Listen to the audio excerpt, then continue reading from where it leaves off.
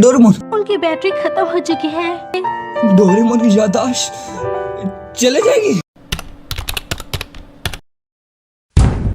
Nobita एक school में पढ़ने वाला बच्चा होता है जिसकी लाइफ में एक रोबोट आता है जिसका नाम डोरेमोन होता है और वो उससे मिलके काफी ज्यादा खुश था और ये काफी अच्छे दोस्त भी बन जाते हैं। साथ में रहना, साथ में खाना, साथ में घूमना, ऐसे करते करते काफी ज्यादा टाइम बीत जाता है। लेकिन एक दिन फिर ऐसा आता है जिस दिन डोरेमोन नोबिता को छोड़ के हमेशा के लिए चले जाता है। नोबिता एक दिन स्कूल से अपने वापस घर आता है और डोरेमोन से अपनी सारी शिकायतों के बारे में बताने लगता है। लेकिन वो देखता है कि डोरेमोन उसकी बातों का कोई भी जवाब नहीं दे रहा और डोरेमोन को हिलाने लग जाता है। लेकिन डोरेमोन को कुछ भी नहीं हो रहा था, इसलिए डोरेमोन को और जोर से हिलाने लग जाता है और नोबिता ये देखने के बाद काफी ज्यादा शॉक्ड हो जाता है क्योंकि इतना हिलाने के बाद भी डोरेमोन कुछ भी नहीं बोल रहा होता है। तभी नोबिता टाइम मशीन की मदद से पीछे जाने की सोचता है जाके डोरेमोन को ठीक कर दिया जाए। तब जैसे वो टाइम मशीन को खोलने जाता है तो उसको एक बहुत ही बुरा झटका लगता है जिसकी वजह से वो गिर जाता है। शायद से अब वो टाइम मशीन का भी यूज नहीं कर पा रहा था। तब नोबिता ध्यान से अपने रूम पे देखता है तो टाइम विलियन उसके रूम पे रखी हुई होती है जो कि शायद डोरेमोन ने थोड़ी देर पहले यूज की थी। इसके बाद डोरेमोन डोरामी को कॉल लगाते हैं और सब कुछ बताने लग जाता है।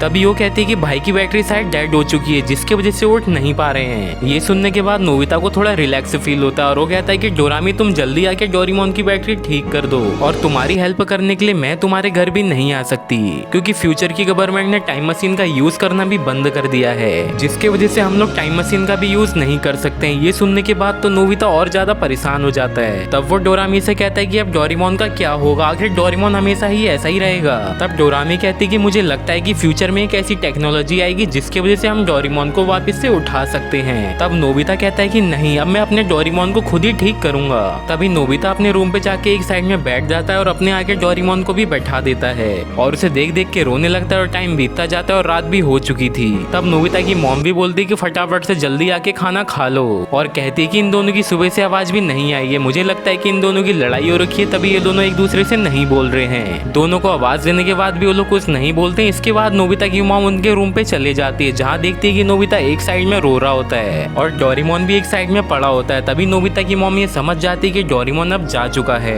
तभी नोबिता की मॉम नोबिता को ये समझाती है कि जो भी इस दुनिया में आ रखा है उसे एक ना एक दिन जाना जरूर है। तब नोबिता की मॉम कहती है कि तुम लोगों को रोना नहीं चाहिए, तुम लोगों को बीते पलों को याद करना चाहिए कि आखिर कैसे तुम दोनों खुश थे। और डोरेमोन ये चाहता था कि तुम बड़े होकर एक बहुत ही बड़े आदमी बनो, इसलिए तुम्हें पढ़ लिख कर एक बहुत बड़ा आदमी बनना चाहिए। तभी नोबिता कहता है कि हाँ, मैं जल्दी से जल्दी पढ़ाई करूंगा और जल्दी से जल्दी डोरेमोन की बैटरी भी बना दूंगा। नोबिता अपने मन में ही ये डिसीजन ले लेता है और अगले दिन से ही कड़ी मेहनत करने लग जाता है और दिन भर अपनी डेस्क में बैठकर पढ़ते रहता है। और अब उसके रूम पे कोई भी टॉय नहीं था और ना ही कोई कॉमिक बुक थी और नोबिता ने डोरेमोन को उसके कबर्ड में सुला दिया था जहाँ डोरेमोन सोया करता था। अब ऐसा करते करते डोरेमोन को सोए हुए एक हफ्ता हो जाता है और नोबिता एक हफ्ते से अपने घर भी बाहर नहीं निकला था और नोबिता दिन भर पढ़ाई में लगे रहता था।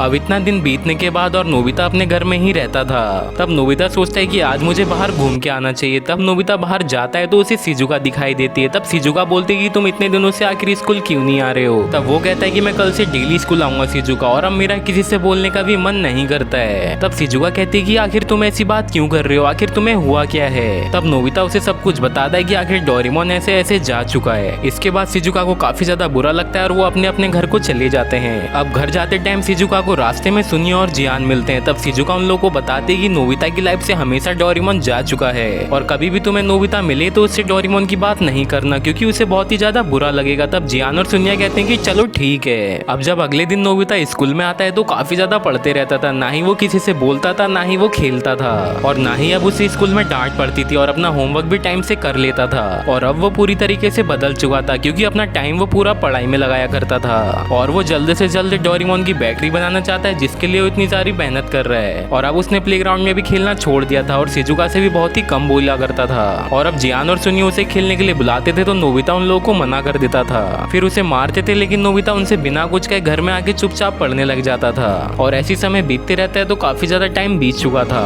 और वो अब हाई स्कूल में आ गया होता है और जैसे ही वो अपना रिजल्ट देखता है तो उसने सबसे ज्यादा टॉप किया हुआ था और वो डेगिसुगी से पढ़ाई में काफी ज्यादा अच्छा हो चुका था जिसकी वजह से वो पढ़ाई में, फिजिकल में, हर चीज में वो तेज हो चुका था और स्कूल में भी सबसे सबसे ज्यादा पढ़ाई में तेज था। तभी डेगिसुगी नोबिता से कहता है कि तुम तो काफी ज्यादा बदल चुके हो और काफी ज्यादा मेहनत भी करते हो और तुम काफी ज्यादा बदल चुके हो और तुम काफी ज्यादा पढ़ाई में ध्यान भी देते हो।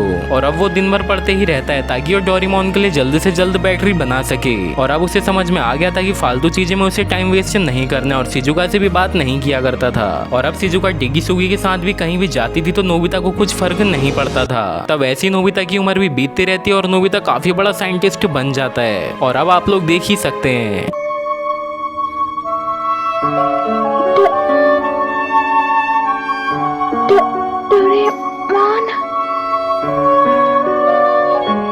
मैं स्विच ऑन कर रहा हूँ, ठीक है?